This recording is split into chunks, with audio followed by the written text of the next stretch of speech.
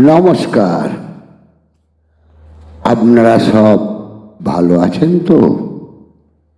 আমি অ্যাস্ট্রোপিট থেকে বলছি।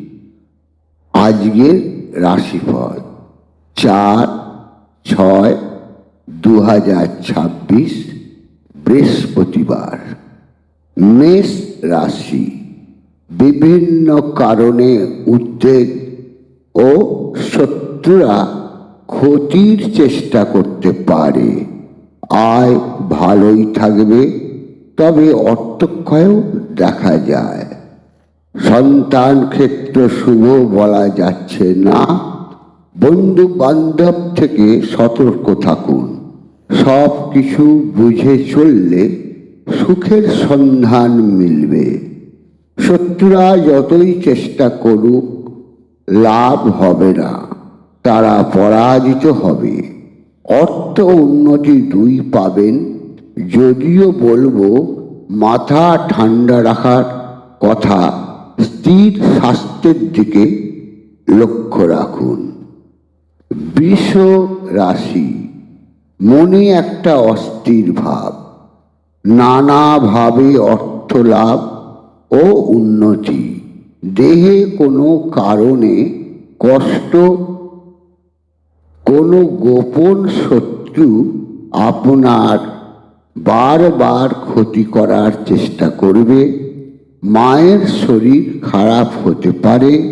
কোনো ঝুট ঝামেলায় জড়াবেন না। ন্যায় পথ অনেক কষ্টকর, তবুও বলবো ন্যায় পথে জয় সম্ভব। গলায় বা চোখে অসুবিধে, অর্থক্ষেত্র ভালোই বলা চলে। মিথুন রাশি। মিথুন রাশির জাতক বা জাতিকার ক্ষেত্রে শত্রুরা পরাজিত হবে ও উন্নতির যোগ দেখা যায়। আয় ক্ষেত্র শুভ। পাড়া প্রতিবেশী কোনো শত্রুতার চেষ্টা করবে। শরীরে কোনো রোগ ব্যাধি হওয়ার যোগ। ন্যায় পথে এগিয়ে যান, পথ পাবেন। ভূসম্পত্তি বিষয়ে শুভ। স্থির সর্বক্ষেত্রেই শুভ যোগ দেখা যায়। মন স্থির রাখুন। সন্তান ক্ষেত্র শুভ। অযথা চিন্তা করবেন না। কর্কট রাশি। কর্কট রাশি জাতক জাতিকার কথা বলতে কোনো কারণে দুশ্চিন্তা হতে পারে। অর্থক্ষেত্র শুভ যোগ দেখা যায়। নূতন কোনো বন্ধু বান্ধব হতে পারে।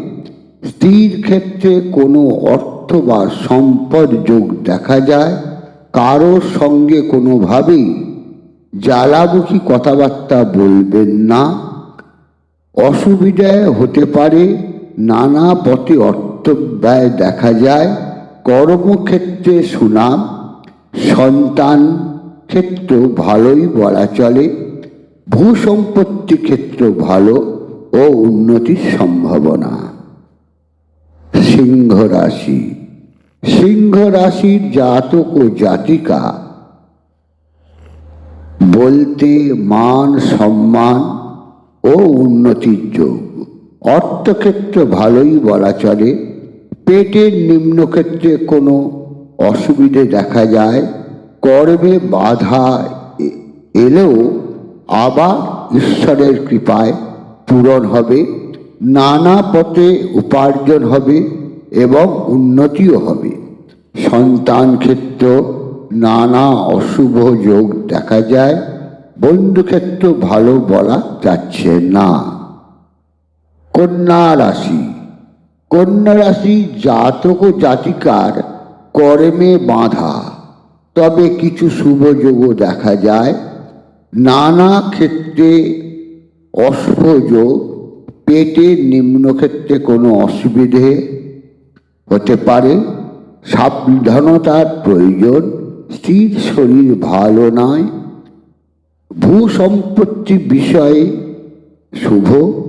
সন্তান ক্ষেত্র ভালোই, বারবার বাধার সম্মুখীন হতে পারেন।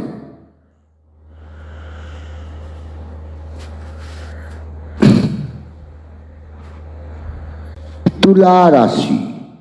তুলা রাশির জাতক জাতিকা কথা বলতে গেলে প্রথমেই বলবো অর্থলাভ ও উন্নতি যোগ দেখা যায়, তবে মুখে বা মুখমণ্ডলে কোনো অসুবিধা হতে পারে।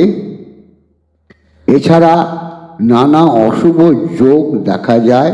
স্ত্রীর শরীর ভালো নাও থাকতে পারে। কোনো তর্ক বিতর্ক থেকে দূরে থাকুন। সন্তান ক্ষেত্র খুব ভালো নয়। বন্ধু ক্ষেত্রে সতর্ক হওয়ার প্রয়োজন। বৃশ্চিক রাশি। বৃশ্চিক রাশির জাতক ও জাতিকার নানা পথে অর্থ দ্রব্যাদি লাভ, তবে অশুভ যোগও আছে। বন্ধু বান্ধব থেকে সতর্কভাবে চলা দরকার।